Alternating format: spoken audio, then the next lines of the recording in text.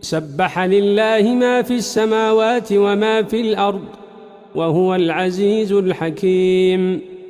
هو الذي أخرج الذين كفروا من أهل الكتاب من ديارهم لأول الحشر ما ظننتم أن يخرجوا وظنوا أنهم مانعتهم حصونهم من الله فأتاهم الله من حيث لم يحتسبوا وقذف في قلوبهم الرعب يخربون بيوتهم بأيديهم وأيدي المؤمنين فاعتبروا يا أولي الأبصار. ولولا أن كتب الله عليهم الجلاء لعذبهم في الدنيا ولهم في الآخرة عذاب النار.